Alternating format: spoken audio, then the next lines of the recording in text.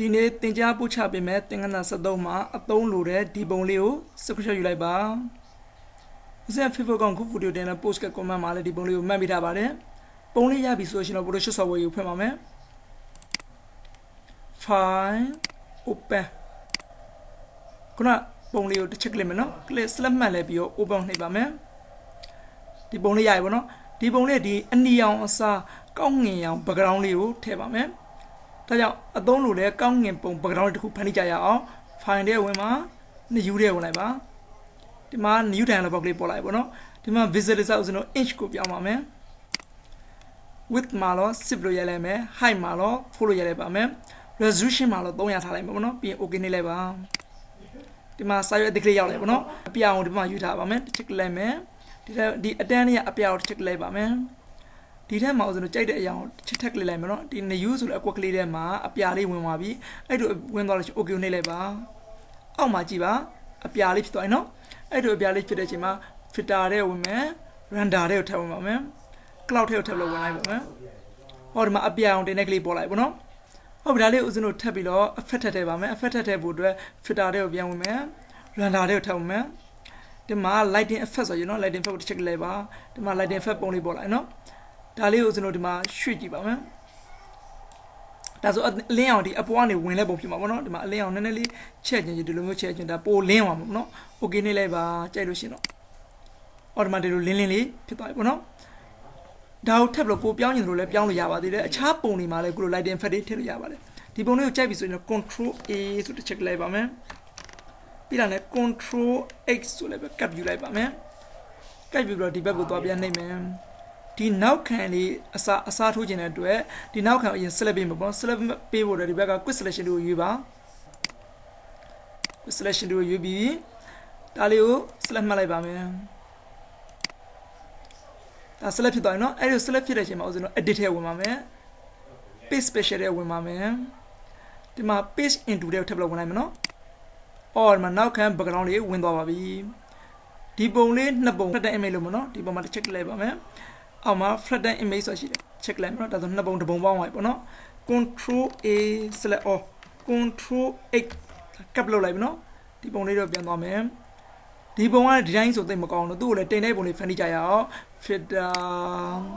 render နော် render လေးက cloud ကိုတစ်ချက်နေလိုက်မယ်အော်တင်တဲ့ပုံလေးရပြီပေါ့နော်ဒီပုံလေးထပ်ပြီးပြင်မယ်နော် filter render ဒီမှာ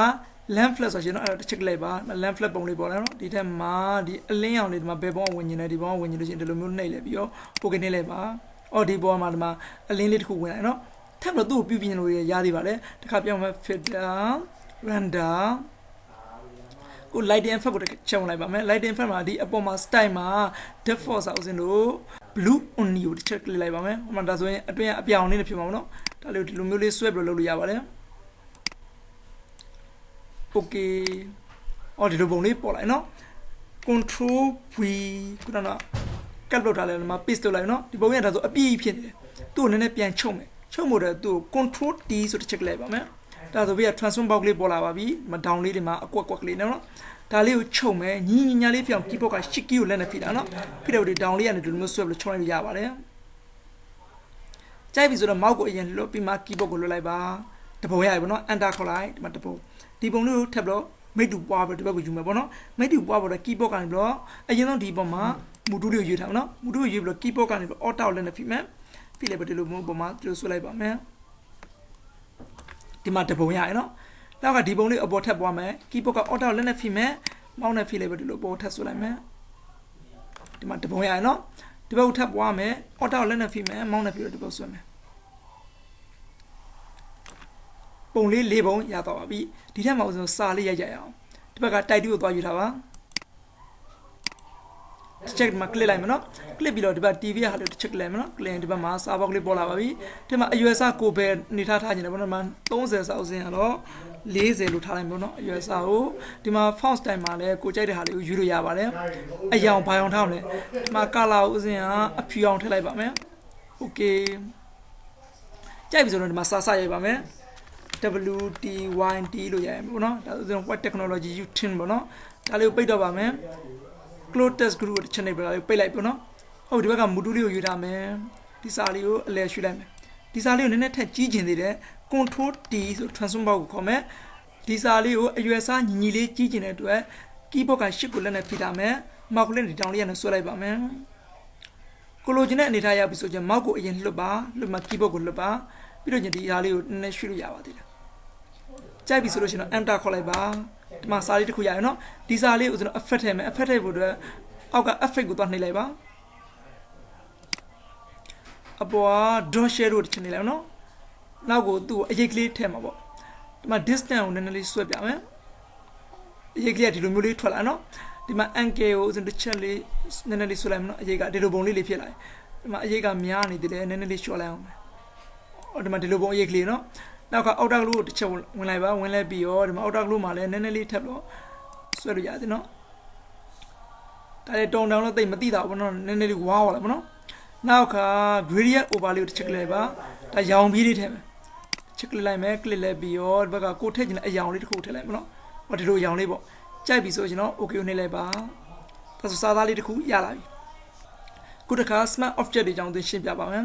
Adobe Illustrator လို့ပေါင်းနဲ့ဆွဲတဲ့ဟာဆို smart object ပုံလေးနဲ့လာတာပါအဲ့တော့ smart object ကိုကောင်းကောင်းသိထားမှာဖြစ်ပါမယ်ဒီပေါ်တစ်ချက်ကလိုက်မယ်နော် background ပေါ်မှာ click လိုက်ပြီးတော့ဒီမှာ combine to smart object ဆိုရှင်တော့အထောက်တစ်ချက်လိုက်ပါမယ်ဒီမှာ smart object ဖြစ်ပါနော်ရိုးရိုးဆိုလို့ရှိရင်ဒီနောက်ကဒီညာလေးဘာမှမပေါ့နော်အောက်မှာ smart object ကကြတော့ဒီမှာအောက်ကလေးကိုနည်းနည်းလေးဒီလိုမျိုးလေးနဲ့ပါနော်ဒါမတူဟုတ်ပြီဒီ smart object နဲ့ဖြစ်တဲ့ပုံလေးဆိုရင်ဒီပုံမှာ double click နှိပ်လိုက်ပါကိုလိုမျိုး okay ဖောက်ပေါ်လာနော် okay ဖောက်ပုံ okay နှိပ်လိုက်ပါဒီလိုတီးတန်ထွက်လာတဲ့စာမျက်နှာလေးပေါ်မှာကြိုက်တယ်လို့ဖန်တီးလို့ရပါဒီပုံမှာဥစဉ်မျက်ခင်းလေးတစ်ခုဖန်တီးပါမယ်မျက်ခင်းလေးဖန်တီးဖို့တော့ကျွန်တော် brush tool ကိုသွားယူပါ brush tool ကိုယူလိုက်ပြီးတော့ဒီဘက်ကနေကျွန်တော်ကြိုက်တဲ့ဟာကိုယူလိုက်တစ်ခုယူလိုက်ပါနော်ဒီမှာဥစဉ်ဒီမျက်ပုံလေးကိုယူလိုက်ပါနော်ဒီမှာမျက်ပုံလေးရတယ်ဒါလေးကိုပိတ်လိုက်ပါနော်ပိတ်လို့ဒီမှာမျက်ပုံလေးကိုကြည့်လိုက်ပါဒီမျက်ပုံလေးကနည်းနည်းလေးဒီမှာသေးနေတယ်သူ့ကိုကြီးကျင်လို့ချင်း keyboard ကနေပြီးတော့ကွင်းစာကွင်းပိတ်တွေနဲ့ကျွန်တော်ကြီးလို့ရပါဒီဘက်ကဥစဉ်တစ်ချက်နှိပ်ပြီးကြည့်ပြအောင်နော်ဒီမှာကြည်လာပြီတစ်ခါပြန်သေးမယ်ကိုလိုချင်တဲ့အနေနဲ့အကြည့်သေးလုပ်လို့ရပါတယ်မြက်ကလေးဆိုတော့အစိမ်းအောင်ဖြစ်မှာပေါ့အဲ့တော့ဒီဘက်ကအစိမ်းအောင်ဆိုလို့ပြောင်းမယ်တစ်ချက်ကလိုက်နော်ဒီအတန်းလေးကအစိမ်းကိုအရင်တစ်ချက်ကလိုက်မယ်ဒီမှာအစိမ်းပေါ်လာနော်အဲ့ဒါကိုကြိုက်တဲ့အရာကိုဒီမှာပြောင်းလိုက်ပါဒီအောင်ကြိုက်လားဒီအောင်ဆိုကြိုက်တယ်ဒီမှာနှစ်ယူးထဲမှာအစိမ်းပေါ်နေပြီအစိမ်းပေါ်မှာ okay နှိပ်လိုက်ပါဒါဆိုဦးစင်းတို့မြက်ကလေးကအစိမ်းတစ်လက်အဖြူတစ်လက်ဖြစ်သွားမှာနော်ကဲဒီပေါ်မှာဖိပြီးဆွဲကြည့်ရအောင်မြက်ကလေးလေးနော်ဒီမှာမြက်တွေဆွဲပြီးသွားပြီဆိုလို့ရှင်တော့ဒီဘက်ကကြက်ချီလေးကိုတစ်ချက်လိုက်ပါမယ်ဒီမှာ yes တို့နှိပ်လိုက်ပါဟောဒီမှာမူရင်းပုံလေးထဲမှာမြက်ခင်းလေးရောက်နေပါပြီခုနေ့တိုင်း smart object တွေနဲ့တီးတန့်ဖွဲ့ပြီးတော့အလုပ်လုပ်လို့ရပါတယ်ဒီတစ်ခါဒီအတွင်းထဲကပုံလေးတွေကို effect ထည့်ကြည့်အောင်ဒီအရင်ဆုံးမူတူလေးကိုယူထားမှာနော်မူတူလေးယူလေဒီမှာ auto select ကိုအမှန်ချစ်ထားမယ်အမှန်ချစ်ပြီးတော့ဒီပုံလေးတစ်ပုံမှာတစ်ချက်လိုက်နော်ဒီပုံလေးကို effect ထည့်click လိုက်ပါဒီပုံလေးကို click လိုက်တာဒီဘက် layer မှာသူနဲ့သက်ဆိုင်တဲ့ layer မှာခုလို select ဝင်ပြီးသားဖြစ်နေမယ်နော်ဒီပုံလေးတစ်ချက်လိုက်မယ်ဟောသူနဲ့သက်ဆိုင်တဲ့ layer မှာခုလို select ဝင်နေမှာနော်ဒီပုံလေးကိုပဲ click လိုက်ပါမယ်ဒီအပေါ်က filter တဲ့ဝင်မယ် filter တဲ့ကနေလဲပြီးတော့ဒီမှာ filter gallery ဆိုရှင်နော်အဲ့ filter gallery တွေကိုထည့်လိုက်ပါမယ်ဒီမှာကိုသူတို့ကြိုက်တယ်လို့ effect တွေထည့်လို့ရနော်ဒီမှာ artistic မှာကြတော့ကိုကြိုက်တယ်လို့ထည့်ဟောဒီလို effect ကြိုက်လို့ရှင်ဒီမှာထည့်ပါနော်မကြိုက်ဘူးဆိုဒီလို effect ထည့်လိုက်ပါနော်ကြိုက်ပြီဆိုလို့ရှင် okay နှိပ်လိုက်ပါအော်ဒီမှာဒါလေးက effect ဝင်ပါနော်ဒါဆိုဒီရိုးရိုးပုံမှာဝင်တဲ့ effect ဒီတိတ်မထူကြအောင်တော့ဒီမှာတိတ်မပြစ်ဘာမှမပြောင်းနော်ကဲခုတခါဒီပုံလေးကြာတော့ဦးဇင်းတို့သူ smart object ပြောင်းမယ်နော် smart object ပြောင်းလိုက်ပါ effect ထည့်ကြည့်ပါမယ် smart object ပြောင်းဖို့အတွက်တစ်ချက်လိုက်ပါဒီမှာ combine to smart object ဆိုရှင်နော်အဲ့တော့တစ်ချက်လိုက်ပါဟုတ်ပြီဒါ smart object ဖြစ်သွားနော် smart object ဖြစ်သွားတဲ့အခါမှာဦးဇင်းတို့ filter တဲ့ဝင်မယ်ခုနတိုင်းပဲ filter gallery တွေကိုထောက်လိုက်မယ်ကဲဒီပုံလေးကိုကြိုက်တဲ့ effect ထည့်ပါမယ်ဒီမှာဒီ effect ထည့်လိုက်မယ်နော်ဒီ effect ထည့်ပြီးနောက်ဒီလက်ရှိ effect ပေါ်မှာနောက် effect တစ်ခုထည့်ပြီးပေါင်းညင်လို့ရှိရင်ဒီအောက်မှာဒီမှာအသစ်ရှိတယ်နော်အဲနယူတစ်ချက်နှိပ်လိုက်ပါနယူနှိပ်လိုက်ပြီးတော့ဒီမှာကြိုက်တယ်လို့ထည့်ပြီးတော့ဖန်တီးလို့ရနော်အဲဒါဆို effect ကနှစ်ခုဖြစ်မှာပေါ့နော်ဒီကလည်းမျိုးလုံးလေးကိုဖွင့်ကြည့်လိုက်အဲဒါ effect တာနှစ်ခုပေါင်းအောင်နော်မလိုချင်ဘူးဆိုလို့ရှိရင်လည်းမလိုချင်တဲ့ effect ကိုတစ်ချက် click လိုက်ပြီးအောက်က delete ကိုနှိပ်လိုက်ပါဒါဆို effect တွေပျောက်သွားပြီပေါ့နော် okay နှိပ်လိုက်ပါအော်ဒီမှာတစ်ပုံeffect ဝင်နေပါနော်ဒါထပ်လို့ effect ထည့်ချင်ရင်ရပါတယ်တခါပြန်ဝင်ပါ filter တွေဝင်ပါခုနတိုင်းပဲ filter gallery တွေကိုထည့်ဝင်မယ် filter gallery ကနေလို့ကျွန်တော်ထည့်ချင်တဲ့ effect ကိုသွားပြီးဝင်ကြည့်မယ်ပေါ့နော်ခုတခါ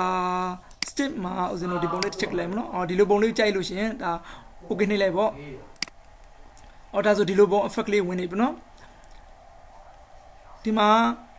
ဒီ effect တွေမှာပြနော်ဒါလေးတို့ချက်ခောက်တင်သိမ်းလိုက်ပါမယ်ဒါဆိုရင်ဒါ smart object မှာထွက်လာတဲ့ effect တွေပေါ့နော်ဒီ effect တွေကိုဒီအခြားပုံတွေကိုဆက်ပြီးကူးလို့ရပါတယ်ကူးဖို့အတွက်ဒီလက်ရှိဒီပုံကိုလည်းဒီပေါ့နော်ဒီပုံဆိုရင်ကြည့်ပါအော်ဒီပုံနော်ဒီ layer 1ဆိုတဲ့ပုံ effect ကူးခြင်းလို့ရှိရင် layer 1ကိုလည်းအရင် smart object ဖြစ်လောက်ထားမှာပေါ့နော်အဲ့ဒါတစ်ချက်လိုက်ပါ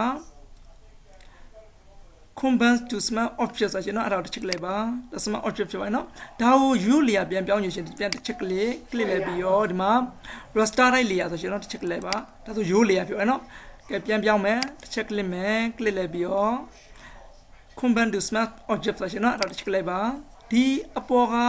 effect ကိုဒီထဲကိုကူးမယ်ပေါ့နော်ကူးဖို့အတွက် keyboard ကနေပြီးတော့ order ကိုလက်ကဖိထားမယ်ဒီဘက်ကဒီမှာ swine နှစ်ထပ်ရှင်နော်အဲ့ swine နှစ်ထပ်ပေါ်မှာ mouse နဲ့ဖိလဲပြီးတော့ output ကိုဆွဲလိုက်ပါမယ်ဒါဆိုလွှတ်လိုက်လို့ရပြီနော်ဒီမှာကြည့်ပါဒီအောက်မှာတပုံလည်းကူးသွားပြီဒီပုံလေးကြည့်လိုက်အောင်ဒီပုံဒီ click ကောင်းပေါ့နော်ဒီ click ကောင်းပုံလည်းဥစဉ်တော့ smart object ကိုပြောင်းပါမယ်တစ်ချက် click မယ် click လိုက်ပြီးတော့ combine to smart object ဆိုချင်တော့တစ်ချက် click လိုက်ပါဒါ smart object ဖြစ်ပါနော်ဒီအပေါ်ဟာကိုကူမယ်ကူဖို့တော့ keyboard ကနေ order ကိုလက်နဲ့ဖိမယ်ဖိလိုက်ပြီးတော့ဒီဘောဟာလေးကိုတစ်ချက် click ဖိလိုက်ပြီးအောက်ဘက်ကိုဆွဲလိုက်ပါမယ်လွှတ်လိုက်မယ်နော်အော်ဒီမှာ smart object တွေကတူတဲ့ဟာဆိုဒီလိုကူးလို့ရတယ်ပေါ့နော်ခုတခါထက်ရှင်းပြချင်တာကဒီကောင်လေး link တွဲမယ်ပေါ့ link တွဲဖို့အတွက်ဒီပုံလေး check လိုက်ပါဒီပုံလေးရယ်ဒီပုံလေးကအခုဆိုရင်ဒီမှာတပုံကတက်တက်ကွဲထွက်နေနော်ဒီပုံလေးရယ်ဒီပုံကဘယ်ပုံလဲဒီမှာဒါ layer 2ပေါ့နော်အဲ့တော့ keyboard ကတော့ control လက်ကဖိထားမယ်ဒီနှစ်ပုံကိုဆွဲလိုက်ဒီလို click လိုက်မယ်နော် click လိုက်ပြီးတော့အောက်ကဒီမှာ link ကိုတစ်ချက်နေလိုက်ပါမယ်ဒါဆိုဒီနှစ်ပုံက link ချိတ်သွားပြီ link ချိတ်တဲ့တော့တပုံဆွဲရင်တပုံမှာပါနေလေအော်ဒီလိုမျိုးပါလာတယ်ပေါ့နော်တခါဒီစာနဲ့ထပ်ပြီး link ချိတ်မယ်ပေါ့နော်ဒီစာပေါ်မှာ select သွားပြရမယ် keyboard နဲ့ control လက်ကနှိပ်ထားအပေါ်မှာတစ်ချက်လက်ဒါဆိုဒီသုံးခု select ဖြစ်နေနော်အဲ့ဒီ select ဖြစ်တဲ့မှာအောက်က link ကိုတစ်ချက်နေလိုက်ပါဟောဒါဆိုသုံးခုတော့ link ချိတ်သွားပြီနော်ဒီမှာကြည့်ပါအောက်ကစာလေးဆွဲလိုက်မယ်ဟောမှာသုံးခုပါလာပြီ link ကိုပြန်ဖြုတ်ချင်လို့ရှိရင်လည်းရပါတယ်ဒီ link ဖြစ်နေတဲ့ဟာတွေပေါ့အကုန် click မယ်ပေါ့နော်တစ်ချက် click လိုက်ပြီးတော့ shift ကိုနှိပ်လိုက်ပြီးတော့ဒီအောက်ကတစ်ချက်နေလိုက်ပါဒါဆိုသုံးခု select ဝင်ရနော်အဲ့ဒီ select ဝင်တဲ့အခါမှာအောက်က link လေးကိုတစ်ချက်ပြန်နှိပ်လိုက်ပါဒါဆိုအကုန် link တွေပြုတ်သွားပါပြီဒီမှာတပုံချင်းခွဲဆွဲလို့ရပြီပေါ့နော်ခုနေ့သင်ခန်းစာကိုတော့ဒီမှာပဲရပ်တန့်လိုက်ပါမယ်မနေ့ဖန်ကြပါဦးစဉ်သင်ခန်းစာအသစ်ကို selection ပြပေးပါမယ်